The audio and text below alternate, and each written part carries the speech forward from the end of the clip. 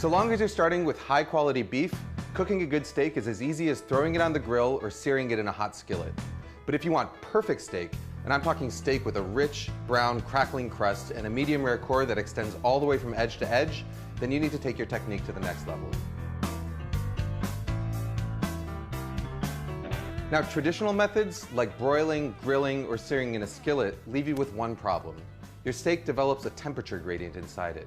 So while the very center of the meat might be a perfect medium rare, as you move towards the outer layers, it becomes more and more cooked until you reach the edges, which have the dry, chewy texture of well-done meat. So the question is, how do you minimize this overcooking? So here's the thing, the more gently you cook your food, the smaller that temperature gradient inside is going to be. So for instance, if you cook a steak in a 500-degree oven, you're going to develop a pretty thick band of gray meat inside. Cook that same steak in a 250-degree oven, and that gray band shrinks significantly. You may have heard of a concept called sous vide cooking, and the idea here is to take that low temperature cooking to the extreme. With sous vide cooking, you place your steak inside a sealed plastic bag and then put that plastic bag in a water bath held at the exact temperature that you want to serve your steak at, say 130 degrees for medium rare. About 45 minutes later, you take your steak out of that bag and it's perfectly evenly cooked from edge to edge with no temperature gradient and no danger of overcooking.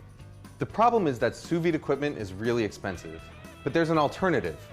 A regular old $30 beer cooler. Even though a cooler is designed to keep cool things cool, it's equally good at keeping hot things hot. So all you've got to do is fill it up with hot water, adjust the temperature with boiling water or cold water, and then place your bag meat inside it to cook.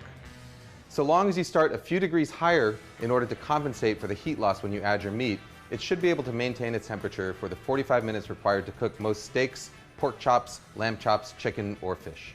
You can cook your meat either in a cryovac style bag or in a regular heavy duty zipper lock bag.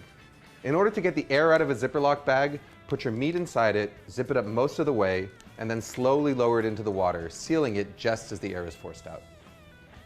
You've probably noticed one glaring problem. Your steak develops no crust or color. You're going to have to add this after it comes out of the cooler.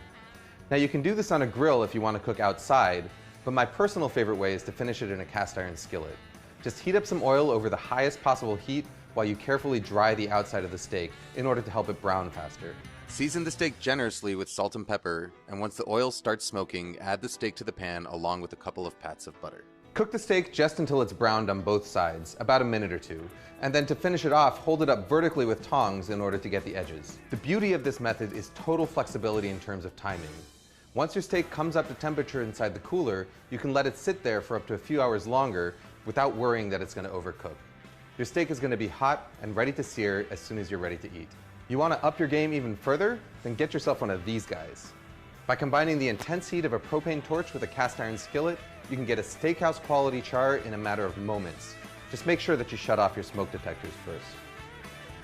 It may take a little bit more time, but if you're willing to put in the effort, this is the best quality steak you can get at home.